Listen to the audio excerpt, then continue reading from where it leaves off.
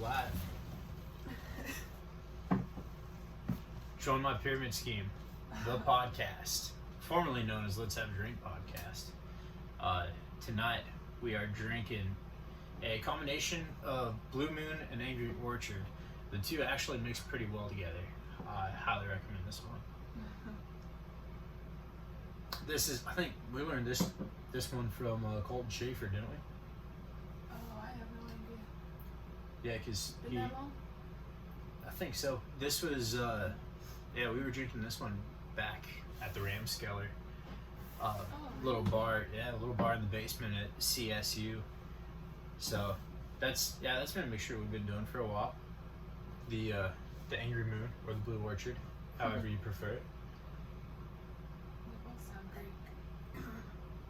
great. So, it's last week since the last podcast. Camper living still going pretty well. We're thinking we're gonna stick with it. Won't have much choice anyway. But we'll probably we definitely are moving at the end of November. It's just where to, kind of up in the air. Got to figure that one out. It's not a big deal because all of our stuff is already in storage, and all we got to do is pack up this gypsy camp and move it on to the next one all of a sudden. And that's all there is to it. So whatever the Army tells us, whatever we find out, we'll be just fine. I wouldn't mind going back to Wateree Recreation Area. I think we should go closer to Fort Lee, but Wateree is closer, so.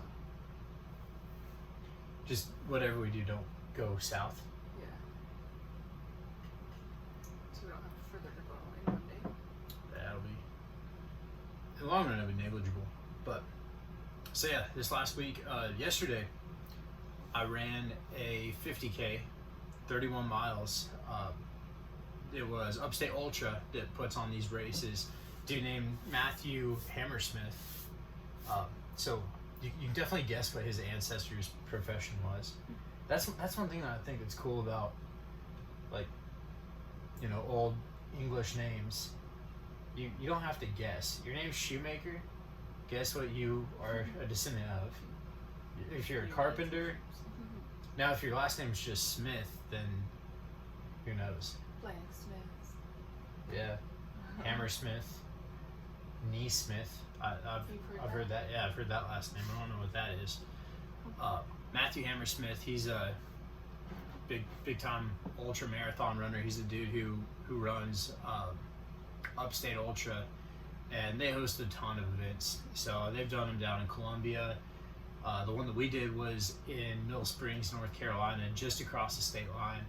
It's at Tryon Equestrian Center, which is the equestrian center where we did a Spartan sprint.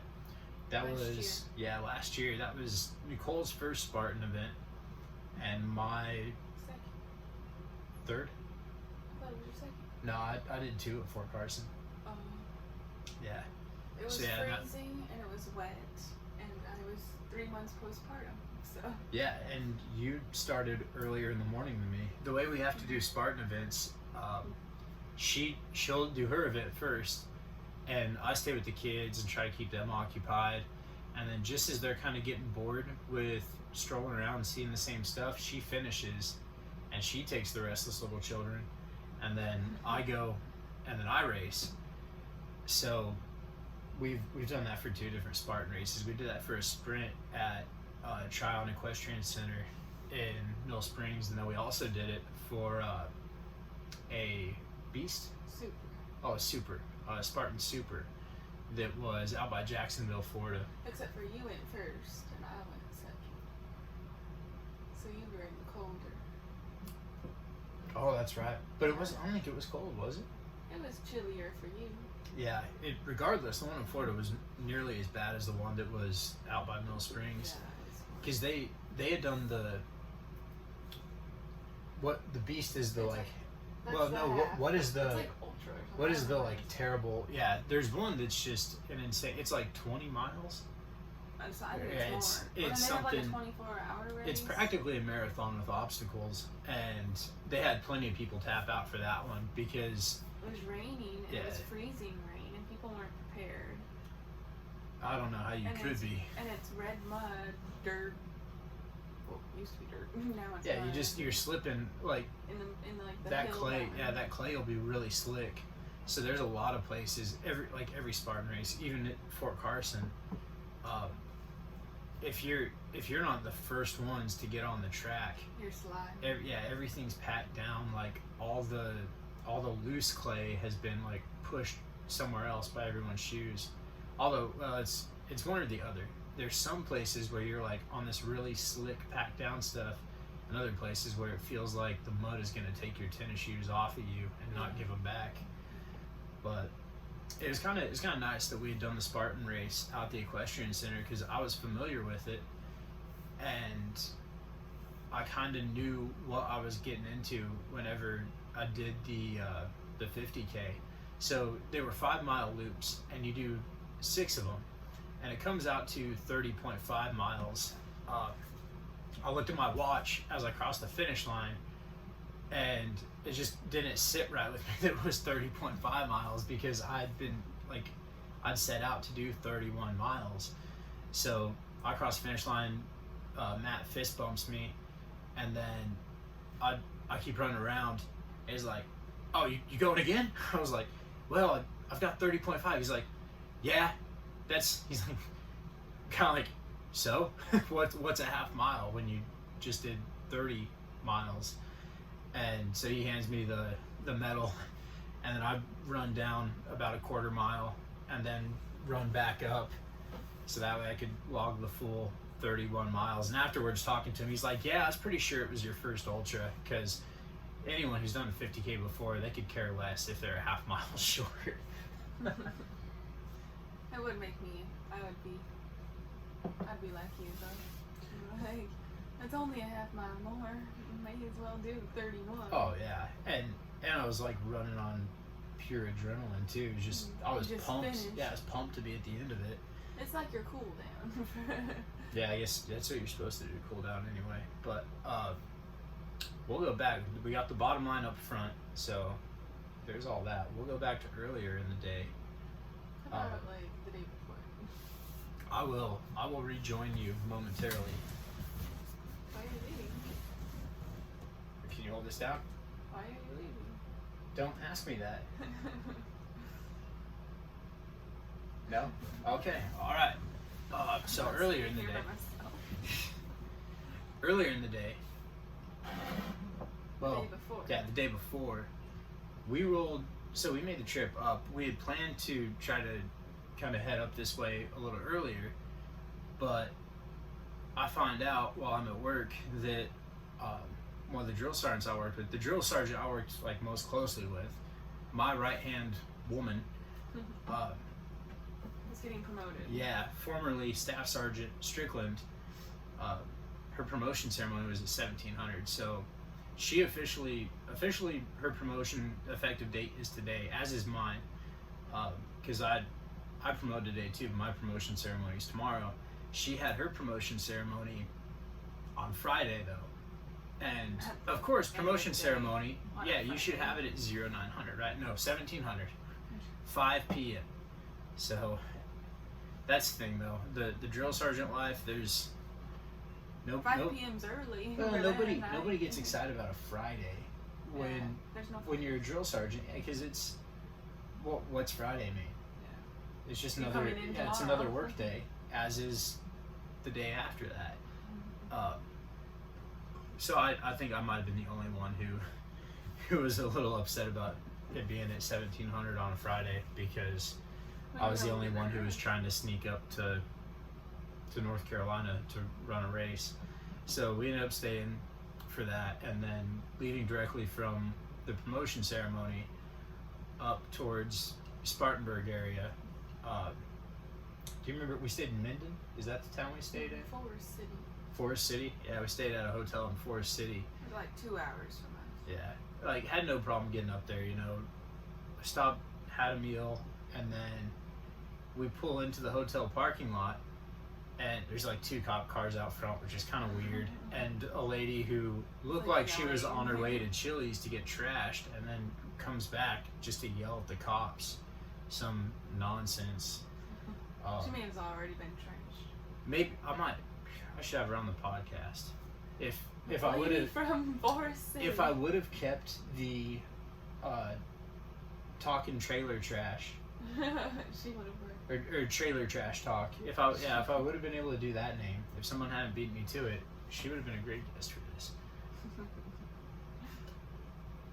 I'm not a classist though. So we get into our parking spot, and all of a sudden we just see this big, like, cloud of smoke. Is after I turn the engine? Okay, yeah. So we didn't notice until the engine was on. Huge cloud of smoke comes up, and both of us just deflated. Like, you got to be glad that it didn't happen until you get to your parking spot. But we still had somewhere to go early in the morning. Yeah, and nobody wants to have car trouble anywhere. But at the same time, you gotta be thankful it wasn't on the side of the interstate. Yeah. So, pop the hood open and know that smell way too well. It's the smell of antifreeze all over a hot engine. I didn't look like. I'll check my gauges if something doesn't feel right, but I'm not. You know, if I'm in just an SUV, I'm not checking the gauges constantly like I would be if I was driving a truck or driving a tractor. So I never noticed the gauge saying that we were overheating or anything of that sort. And honestly, it might not have. I don't know if it even was. That it turned out. Yeah, what happened? It might not have even happened until we stopped. So that's kind of reassuring. We probably weren't overheating at any point. While driving. Yeah, and the monitor, like the little alarm would have gone off if we did make it to the point where we were like seriously overheating. So we go to bed knowing well that we've kind of got some car issues. I'd gone back out to the parking lot. I ran the engine, just had the car idling, popped the hood open. No more antifreeze was coming out. Nothing more was leaking. I checked the reserve, and the reserve is at a normal level. I'm not that car savvy, so It was at a normal level? Yeah, the reserve was, but the thing is, I didn't open the cap to the radiator. I didn't check the radiator to see There was in there. yeah, how much coolant we had in there. So,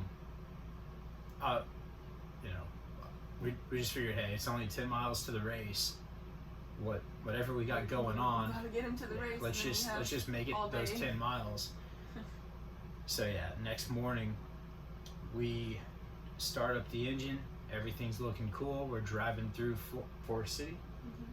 We're driving through Forest City, and we're still like, the temperature gauge is dead center, so we're not worried about anything. We get on the interstate, start to accelerate. Ugh, coronavirus. Then we see the gauge do one of these numbers. Right as I accelerate. All the way to the H. Yeah, and it went clear over to the side. I was like, no! At that point, once we got on the interstate, we had 6 miles to go, maybe? Yeah, not far. I'm like, alright, we're going for this. So we get going, and I get to the top of a decent hill and put that thing in neutral. And rode that for a little while. And then we got to a point where we're like going just 40 mile an hour with our hazard lights on in the right lane, just rolling. And then the heater up all the way. Yeah, and of course the heater it's not working anyway.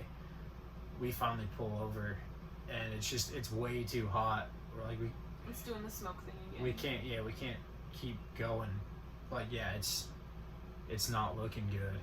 And we're trying to find, like, is an Uber gonna pick me up on the side of the interstate? They weren't available. There was no Uber available. Is there like someone I can call at the race who'll get it? Or, well, we tried the hotel.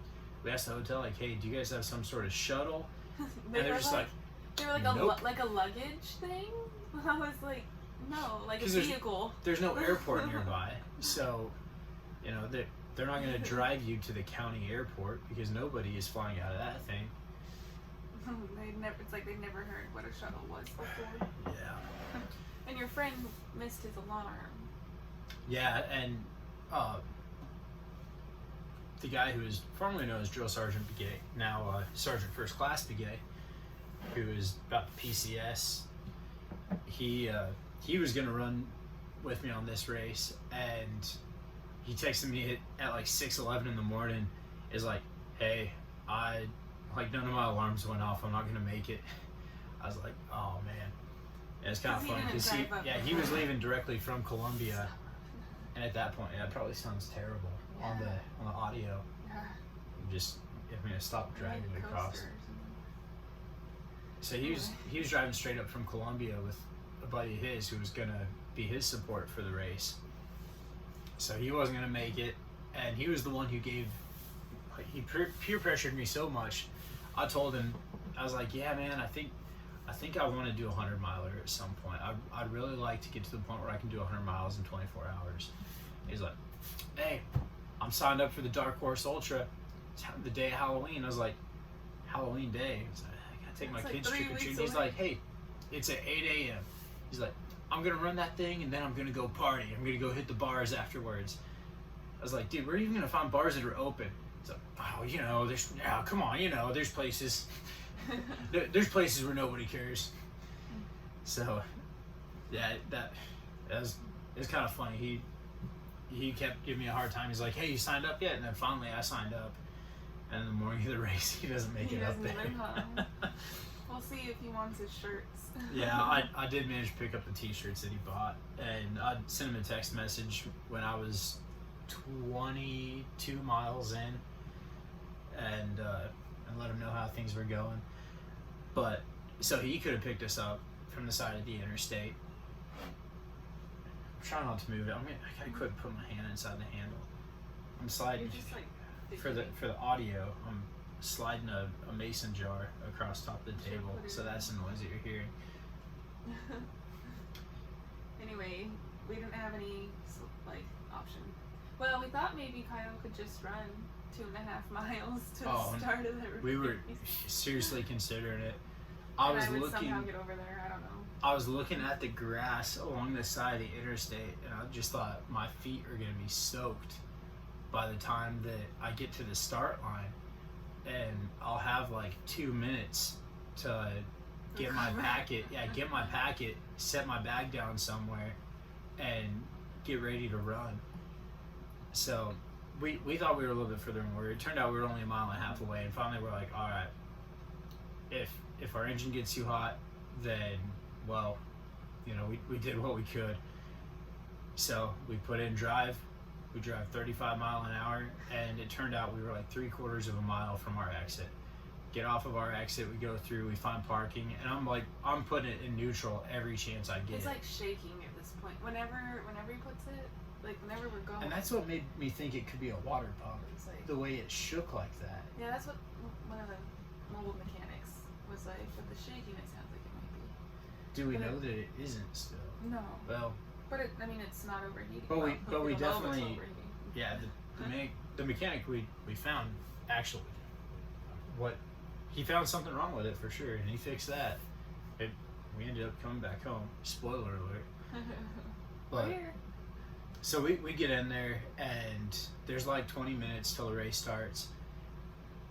Plenty of time. So I went through. I grabbed some cool stickers from have them cross my name off the list. I got Begay's t-shirts and put the chip on my sock. Yep. We carried the cooler over to our little aid station, which although we had to carry our stuff the furthest, it was nice because our aid station was the first one that I came up to every time. So and the way it was set up, you run to your aid station and then you run over the checkpoint and then you loop back around, so you come up behind all the aid stations and see your people again. So every lap I did, what I could do, I made fun of, I always laughed at the people who I saw wearing belts with those little water bottles in them and those vest with the water bottles in the front, like boobs, and and it's got the little Camelback slot on the back. I always thought that was ridiculous because I never felt like I needed to run with all these water bottles. Until you're running. Until I decided that I was gonna do a 50K, and that's when we went up to Ultra Running Club in Charlotte, and I spent $130 on a ultra running vest. So he's gonna run more than one of these. And I still felt stupid for wearing it, but I was really glad that I did. Yeah. Because what else would you wouldn't have had water on. And it just, well, I was watching. They didn't have aid stations out on the trail, so you had to come back to your aid, your people that you brought, to get water. If you didn't have water with you. And it was every 5 miles, which I mean, that's not bad. I think it's a liter of water, right? I think that's what Each of those bottles are a half liter. I think so. And you can fit 2 liters in the bladder. Yeah. So you can carry 3 liters with you at a time with that vest. I just had 2 bottles, so I had a liter, and I drank a liter every lap. Just about the first. I didn't drink anything the first lap. You also went really fast the first lap. Yeah, I had a 7:45 minute mile pace for the first 5 mile lap, and so I led the first 15 miles of the race. I ran with a dude named Bernard from Bulgaria.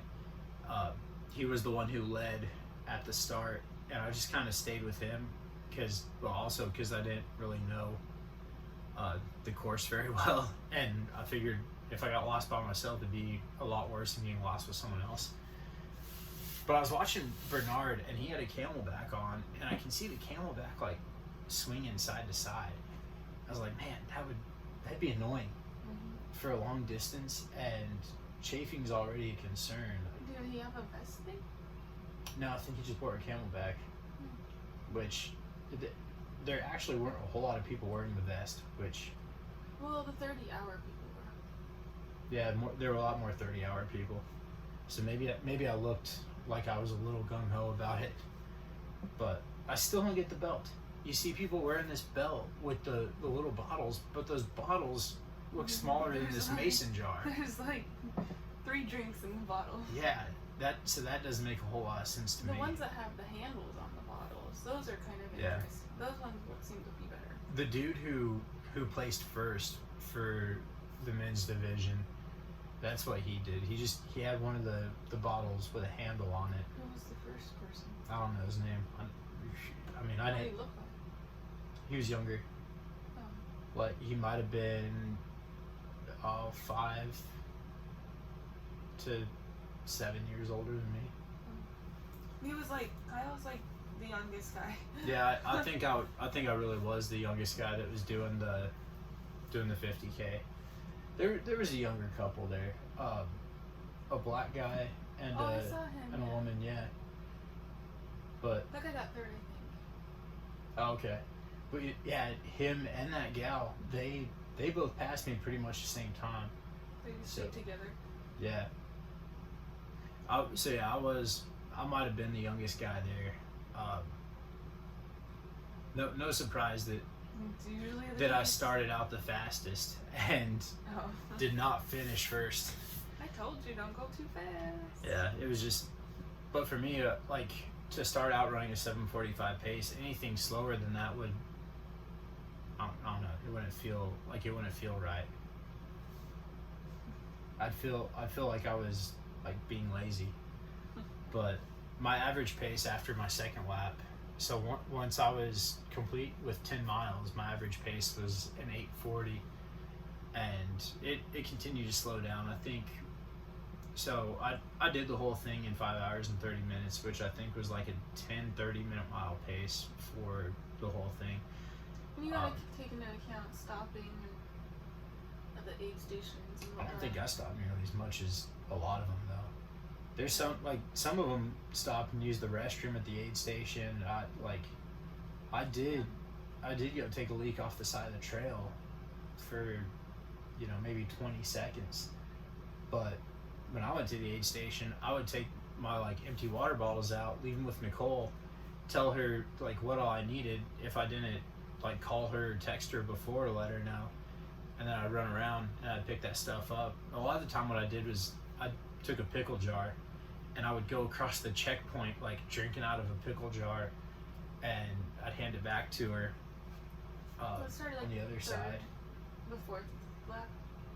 Yeah, my third lap was when I started getting cramps. So after I was done with my third lap, I had to get some pickle juice in me. And I dealt with cramps pretty much for the third, fourth, and fifth lap. And on my sixth lap, nothing. Like, you were just excited to almost be done. I don't know how much of it was that. I don't know how much of it was what I was using for fuel. When we were at the Ultra Running Club, because I don't know what kind of stuff to use, I just kind of sampled a bunch of stuff. So I ended up not using a whole lot of it. Maybe I should have known better, but maybe I should have used it a little earlier. I think you should. Yeah, that's probably the case. But I've got a lot of that stuff left over for my next race. It's all non-perishable stuff, but like energy gummies, different gels, and I don't even know what this stuff is really. We got Uncrustable peanut butter and jelly sandwiches because I heard peanut butter and jelly is pretty good for replacing calories, and your body can break it down and turn it into energy faster. So I probably ate 6 or 8 Uncrustables during the race. Same. Yeah, and you and the kids went through quite a few of them too. I went through I went through about like half the pickles that are in a jar and drank all the juice from a pickle jar. Did some coconut water. And did coconut water in your bottles. But the vest has a pocket where I was able to, like a pocket for a cell phone, good places to put food and gels and stuff like that. So you can still make fun of yourself for it, but it's handy. Yeah, I'll never feel like a cool guy because I'm wearing a vest, but I'll feel like a smart guy maybe. While all this is going on, Nicole is on the phone trying to figure out our vehicle situation, making calls all over the place, and nobody's answering. Yeah, none of the mobile mechanics are picking up their phones. They're all enjoying their Saturday and probably trying to make Even sure the that they can. 24-hour ones. There's 24-hour mobile mechanics that didn't answer.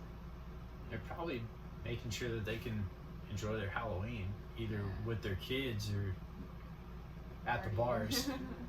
I definitely don't think bars in North Carolina are open. They probably just go down to Spartanburg though. Oh, then again, I think they opened Cadillac Ranch in Fayetteville.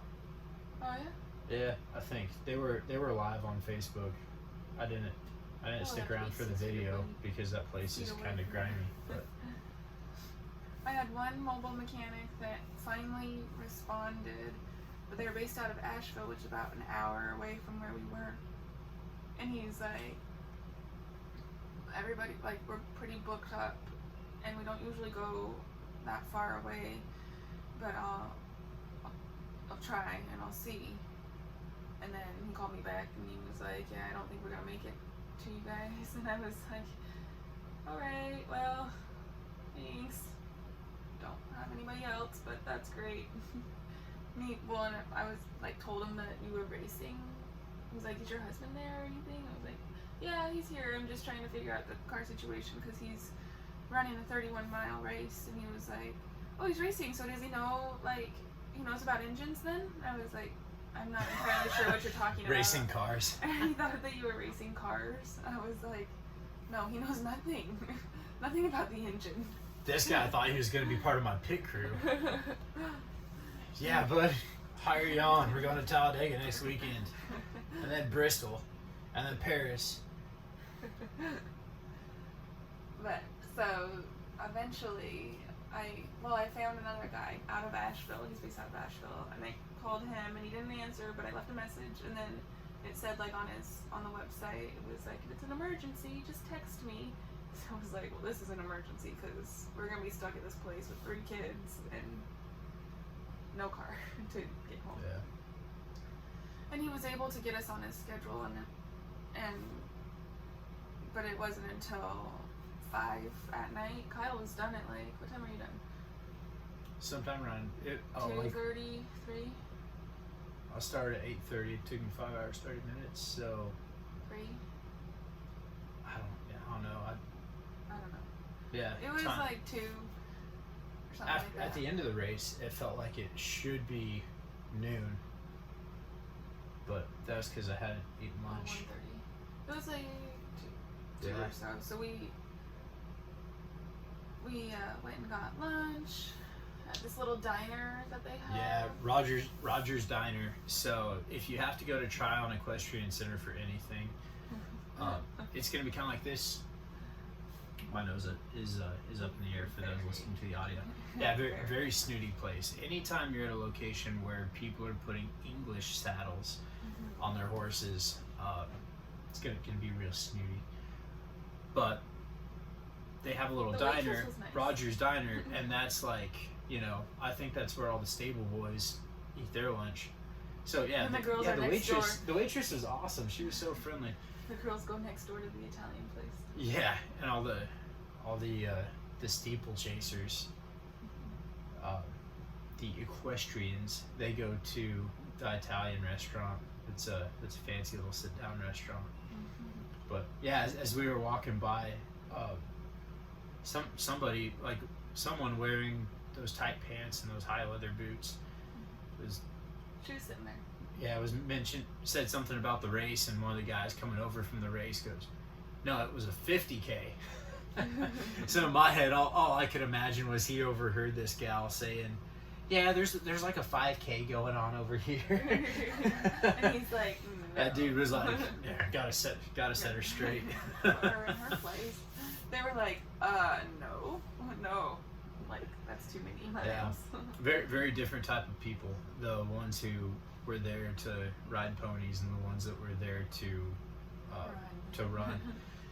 But the runners are more of our group. So went over, had the best blue cheeseburger I've ever had in my life, and then we went back over to where the race was and just hung out until he could come. The mechanic guy could come. Yeah, so people kind of knew like what was going on for us, that we were stuck there because all the others who did the 50K had pretty much packed up and left, and the only people that were there were the ones who were supporting those doing the 30-hour race, which started earlier than yours. Yeah, they started a half hour before us, and so of course we see the 30-hour people on the trail the whole time, and as I'm doing the 50K, I'm running by them going, man, glad that I'm not one of them. Except for you want to be. Yeah, except you also kind of feel like the guy who showed up to run a 5K at an event where they're also doing a 10K race. So that was kind of the crazy thing, is you got to admire the ones that are doing the 30-hour race, even though for me, I felt like I was tackling a beast by doing the 50K. Okay, yeah, were though, because for the last 2 months you have done virtually nothing. I've done very little for the last 2 months. Yeah, in terms of physical training, I've gone out and ran like 5-mile runs here and there, just to kind of keep everything loose. But you didn't people are all like, I need to train for this and months, and then you're just like, I'm gonna sign up for this and go run 31 miles. But at the same time, I've pretty much been training since January. And then stopped for 2 months. Yeah. It's impressive. And so a big reason why I wanted to do this, my goal of doing 100 miles in 24 hours, that was a goal that I felt like I should wait until after I'd gone and tried out for special operations. I could switch my focus to that, because it really does appeal to me. that just seems like one of those accomplishments that you can really I don't know, that you can really prove something to yourself with. So after trying out for special operations didn't work out, I said, well, now I might as well go after, building up to doing 100-mile ultras. So the thing is, I trained from January until August to try out for special ops. So it's not like I hadn't trained. Just I'd taken a pretty big hiatus from my training. So and the middle piece is a big thing too. The entire time I was doing that 50K, I knew it was like that I had it way better than what me and the guys had it doing the Baton Death March. Because the Baton Memorial Death March, that's a marathon with a rucksack on your back. And it sucks. And in uniform. And in uniform. And in the sand. Yeah, that, like, there's no way the race that I did could have sucked nearly as bad as that, unless it was raining ice. Yeah, that would have been yeah. Not so fun. I probably would have not been there. 5 hours. So, I would have just gone to the car. Riding a motorcycle in cold rain is one of the most miserable experiences I've had, I think. That's something that is like right up there with long ruck marches. But with a ruck march, you warm yourself up with a motorcycle, you're still just sitting there. Your body is, So you can go faster. your heart rate isn't going much higher. So kind of derailed. Anyway, Nicole felt like I hadn't trained at all for this thing, and I hadn't trained specifically for it. I just kind of went for it and did it. But I wasn't worried about like you completing it. That wasn't it at all. I knew you would be able to. You would do just fine and you would complete it. It was today. I was worried about today. you were worried about the aftermath. Yeah. I was like, gonna wreck himself. And you didn't. Like you're a little stiff. Yeah, actually, I expected to be in a little more pain than what I am. Like, my knees are already feeling better. My right ankle kind of feels like, I don't know, like Tender. Yeah, just tender. Like, I wouldn't want to have a whole lot of impact on it. Like, wouldn't want to jump off of anything. But that's something that'll go back to normal before long. Had a lot of cramps around the knees and stuff. But I thought, oh yeah, so we were just hanging out the race. Everyone who was like running the race knew that we were stranded out there. And they're all so nice. The cool thing is, they were just really welcoming. They're like, hey, we got a fire going over here. We got blankets, plenty of chairs. They just, Candy, Halloween. They're like, hey, just hang out with us and be a part of the family here. And come to find out, a lot of these folks all know each other because, I mean, there's not a lot of people out there who just want to go run, more miles than a marathon. I know there's a lot of people who, like, that's their bucket list thing, is one of these days they're going to go do a marathon. And that's cool, but I don't know. I think if you're going to do a marathon, you may as well just do 4 more miles and do an ultra. Yeah, and a marathon has this cool title, but I don't know. To me, if you want to run a marathon, okay, once you've ran the marathon, why wouldn't you try to set your sights on the next thing? Not just multiple. Well, what their sights are on are speeding up their marathon time. Yeah, and there's a lot of people out there too who they they want to focus on different aspects of their fitness. So they'll work on running for a little while, and then they'll switch their focus to something different, like cross training or bodybuilding, and that stuff's all pretty cool too. I guess I can kind of be the same way, because they're like, I'll get really into lifting for a while, but for me, running is something that I always feel the need to maintain. I don't ever like to let myself get to the point where I can't run 2 miles in under 13 minutes. The one thing that seems to do that to me is ice skating. Like, doing a lot of ice skating, for some reason, I feel like... Your thighs get so big. Wasn't that what was going on? I don't know. But when I was playing hockey a lot, I could tell that I was slowing down with my running. And we moved to Columbia, and I started doing more running than I was playing hockey, and that all... Yeah, my run times got faster.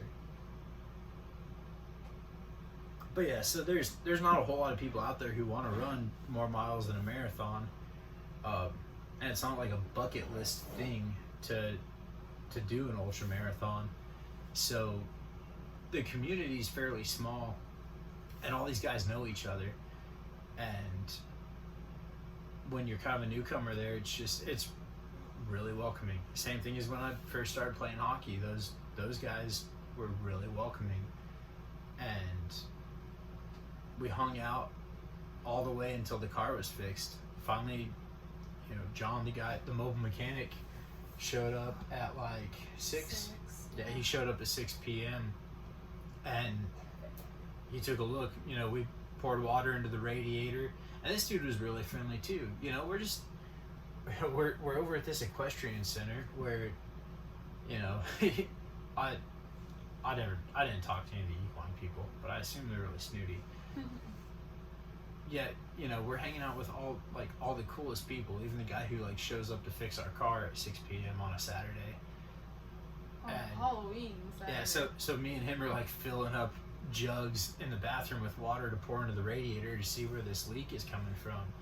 And it was coming from the thermostat housing, and it turned out the gasket was cracked. So the thermostat housing gasket, I'm probably saying that wrong, but that's what was cracked. And you can tell it was just this tiny little crack in it. So that's what caused the whole thing to overheat. I sure hope so. Yeah. Me too. Yeah, that caused all the coolant to leak. So he made a silicone gasket, and what did slow him down a little bit was he dropped the housing down under the alternator. So and instead of taking an hour and a half, it took him 3 hours. Yeah, it took him a little bit longer, and had to get the thermostat. So now we don't know if it's overheating or not. It just stays on C. But the gauge gave us a reading after a while, didn't it? No. Oh, it never gave you any reading? Okay, it just constantly says the engine's cold. Yeah, that's what he said. Because he said that he took the part out that would indicate whether it was warm or not, and he would just allow for water to go straight through. Yeah, so that he was over there working on the car. Meanwhile, we're hanging out around a campfire, and this campfire is pretty much on the racetrack, right by the finish line. But it's not like a lot of people come in at once, because it's a 30-hour race and they're all spread out over a 5-mile loop. But we're all hanging out around there, and even dudes who are racing are stopping, hanging out, having a beer. Talked to this one guy, Eric, there for a while. It turned out he's an Air Force guy, works on the little National Guard base that's away south of Fort Jackson, and he's got a van that's all decked out. It was his deployment gift to himself, and that's what he takes to ultras, is this van that he set up so he could live out of it. It's so nice. Yeah, I was like, man, what kind of setup you got in there? He's like, oh, come take a look. Take a look. He hands me a beer, and he's actively participating in this race. But at that point, he had only done 50K, and this was like 3 or 4 hours after I'd finished my 50K. No, it was closer to 5 hours. Yeah. It was 8 o'clock at night. Yeah, he wasn't going for time. Well, it's 30 hours. No one's going for time. No, they're going for miles. You can only you're only going for miles. But yeah, I talked to this guy for a while. And just the atmosphere was so cool. It felt like, just a real laid back party. And meanwhile, people are suffering. I know. They like coming by and we're like, "Hey, you want a piece of pizza?" And they're just like, "All right, thanks." But no one's over dramatic about it. No one looked like they were really sucking. Some of them had covered a lot of distance though at that point. Yeah, there was that one guy. That one like guy was 13 or 14 lap. Yeah, he was around like 65 miles. There's a lot of them trying to get 100 miles in under 24 hours. Yeah, that is like. I hate bucket list. Like I hate using the term bucket list. That's like the big goal for a lot of people, is to get 100 miles under 24 hours. Cameron Haynes talks about that some.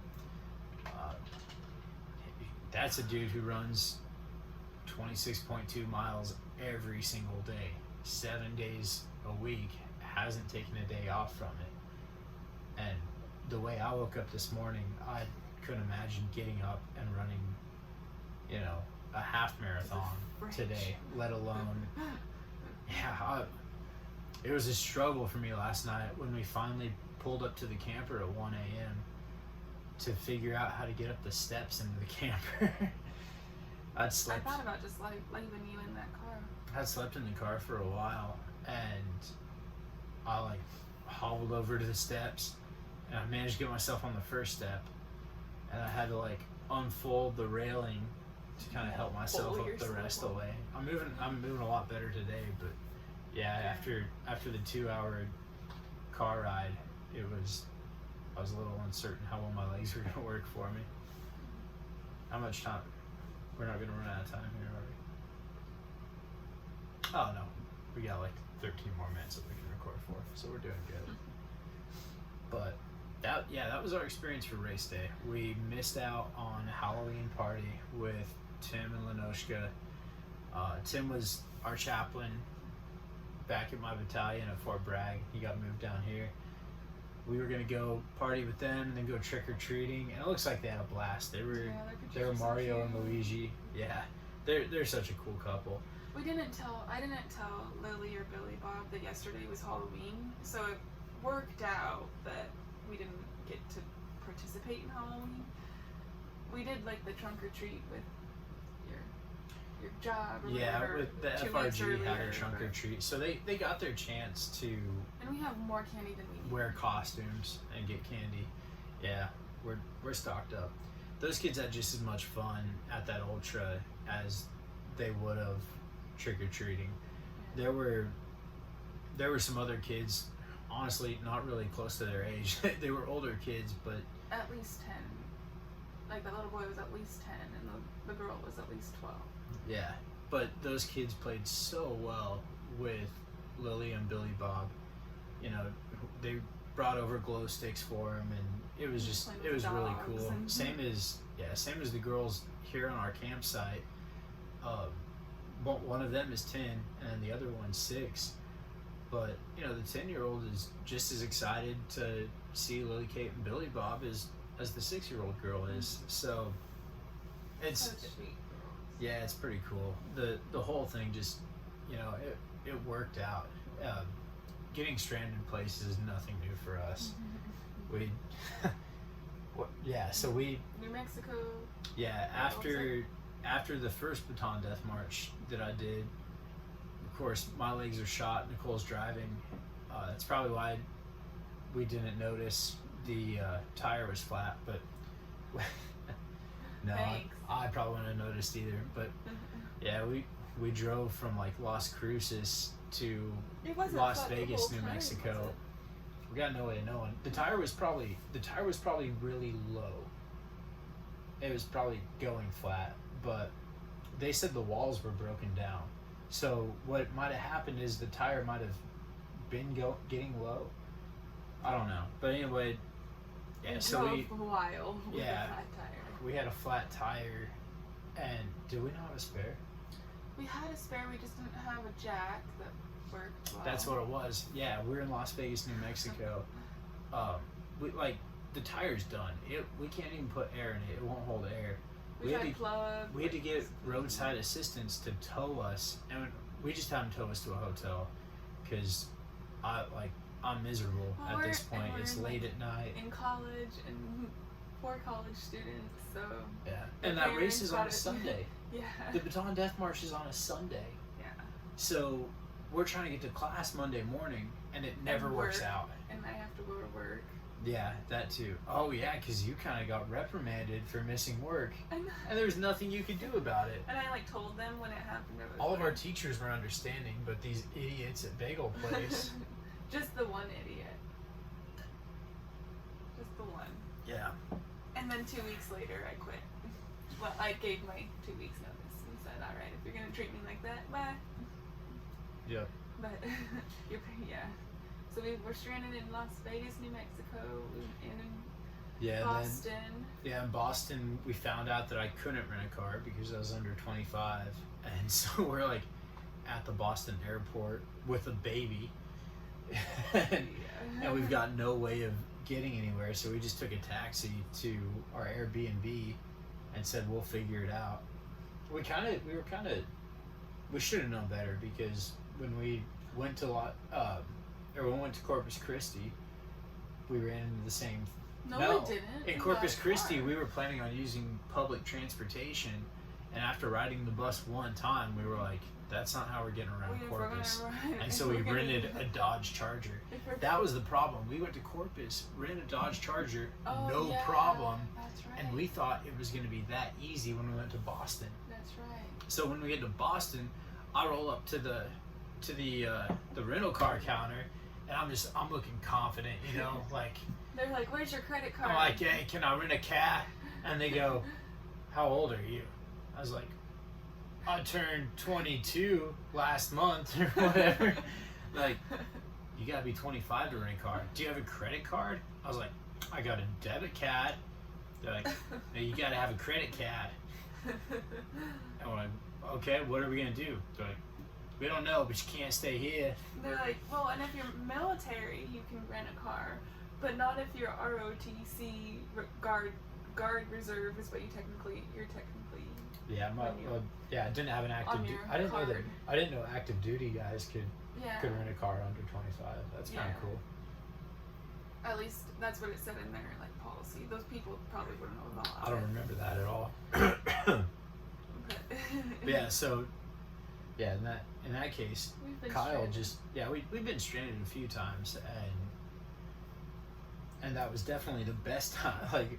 We've never had that much fun being stranded. Yeah. But I don't know, when that stuff happens, we really do. We find really kind people that always help us out. The dude who managed the Big R in Las Vegas, New Mexico, which there were missing person signs all over Las Vegas, New Mexico. And we walk in 3 miles. Yeah, and we walked. This is the day after I did a marathon with 35 pounds on my back. Where I'm walking in cowboy boots around New Mexico. And there's, we didn't have any other choice. We didn't know what else to do, so that's what we were stuck doing. But we went all the way to Big R to get a bottle jack, which turned out to not be big enough, and got a cross wrench, which we still have. We have it with us here at the campsite. And instead of having to walk 3 miles back to the hotel we were parked at, the manager gave us a ride. Yeah. Had a good conversation with a dude named Miguel. I think that Joanne Kianda has been to Las Vegas, New Mexico, and was like, "That place was so great, and the people were so kind." And I was like, "I've been stranded there." Yeah, that was kind of funny. We're like, well, it's not the prettiest place in the world, but yeah, we found some pretty nice people. So yeah, I don't know. We've always, whenever we've traveled, we've found really kind people everywhere. When we were in Bali, those folks at the tattoo shop, they're like, "Hey man, have a seat, hang out with us, charge your phone." We're trying to get directions to go to our Airbnb, and both of our phones are dead. We don't know where we're going. They're like, "Oh, we got Wi-Fi, here's the code." So we hung out, talked about reggae and talked to a guy who went to a tattoo convention in Denver. That I don't know, it's just fun. Like, if you're nice, you're gonna find nice people. If you're turd butt, you're not that's gonna... true. Yeah, like if you're a kind of an ugly person, you're gonna bring out the worst in people. Yeah. But yeah, we've had a lot of fun traveling together. And doing this race was a great experience too. I really, honestly, if there's a 50K next weekend, I'd probably sign Nicole up for it. I don't know. I probably feel would take quite a while to do it. I feel like I could go do one next weekend. I don't think I'm even gonna feel any of this soreness come Friday. I doubt it. You're already doing much better than you were last night, so. Yeah, I'm used to running, just not used to running that kind of distance. But I did want to talk a little bit about music. So if anyone's still listening, I want to talk a little bit about 4 minutes. Yeah, we got 4 minutes to talk about music, and I got to figure out what song we're gonna close out with. Every episode is gonna open with White Trash Story to The Deuce by Casey Donahue Band, because I love it. Like, but I'm still first class white trash, if you can't tell. It's awesome. I mean, Sitting. yeah. But some of it, I mean, the cover I listened to just a second ago was Flat Lonesome's cover of Walking on the Moon by the Police, and I like their cover so much better than the original. But there's a lot of great bluegrass covers out there. You know, Yonder Mountain String Band, I think are they the ones that do the cover of Scarlet Begonias? If you're asking me, I'm asking the wrong person. No idea. Yeah. I know the name, and that's about it. There's a cover of Dancing in the Moonlight. I can't remember who does that one. Oh yeah, that's a good song But too. yeah, it's kind of like the bluegrass bands. There's kind of a connection with like the psychedelic, you know, musical community and modern bluegrass. But I think that should be the song you use, the Dancing Moonlight one. That's the next one you use for the closeout song. Just because I like it. you know that one? You know the one I'm talking about? Uh-huh. Hey, look at that. All right, cool. Then on that note, we're gonna close this thing out with some Dancing in the Moonlight. Dancing in the moonlight, everybody's feeling. No, we're not gonna close out like that though. We turn the camera off. This was Join My Pyramid Scheme, the podcast. Thank you for listening.